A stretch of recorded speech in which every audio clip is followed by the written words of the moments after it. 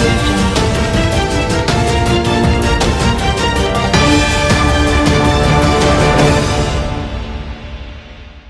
गाजियाबाद में 13 साल की बेटी के कातिल पिता ने ऐसी साजिश रची जिसे सुनकर पुलिस भी हैरान हो गई।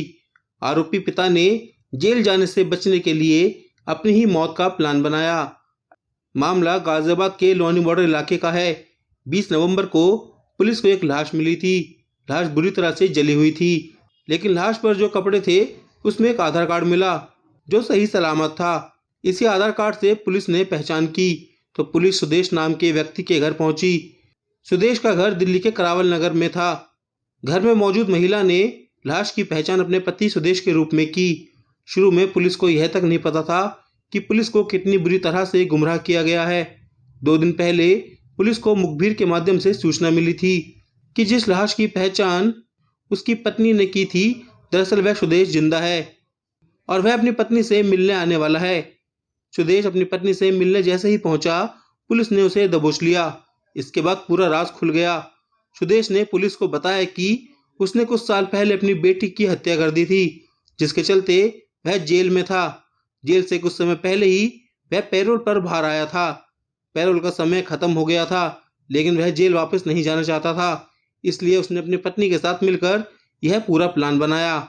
20 नवंबर को थाना लोनी बॉर्डर में एक खाली प्लॉट में एक शव मिला था, जिसका चेहरा लगभग पूरा ही जला हुआ था और उसकी जो कपड़े पहना हुआ था, जब चेकिंग उनकी की गई, तलाशी ली गई, तो उसकी तलाशी में एक आधार कार्ड उसकी जेब से मिला था।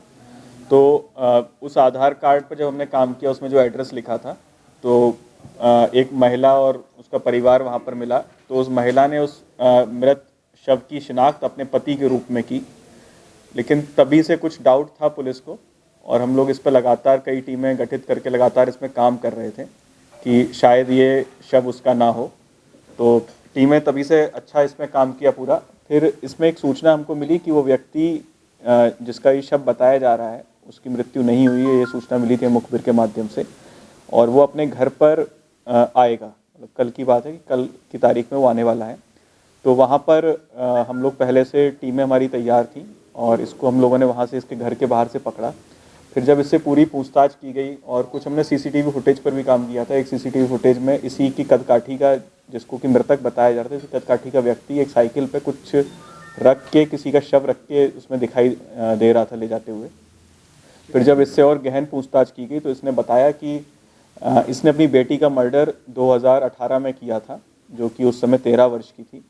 तो उस मर्डर में ये जेल में रहा काफ़ी समय और कोविड के समय में ये पैरोल पे बाहर था। पैरोल पे बाहर आने के बाद इसने इसकी पैरोल की अवधि ख़त्म होने वाली थी। इसके अलावा बहुत ही जल्दी इसको ऐसा लग रहा था कि इसको सज़ा भी इसमें हो जाएगी इस मामले में अपनी बेटी के। तो इसने पत्नी के साथ मिलकर अपनी ये प्लानिंग की कि हम लोग इस तरह से करेंगे और किसी एक मज़दूर को ये अपने घर पर एक दिन पहले लाया, कुछ काम करवाया, झांसा दे के उसको लाया। फिर उसको इसने अपने कपड़े दिए और बोला कि अगले दिन ये पहन के आना। फिर घर पे इसको बुलाने के बाद उसके साथ इसने शराब पी और उसको बहुत ज़्यादा इसने शराब पिलाई। जब वो शराब के नशे में हो गया तो इसने और इसकी पत्नी ने चारपाई के पाए से कई वार करके उसको गंभीर रूप से घायल कर दिया और उसको मार दिया। फिर उसको ले जाके रात में उसका चेहरा वगैरह वहाँ पर उसका जला दिया ताकि इसकी शिनाख्त ना हो पाए और सबको यही लगे कि इसने यही दिखाने की कोशिश की मुझे ही किसी ने मार के यहाँ पर डाल दिया है।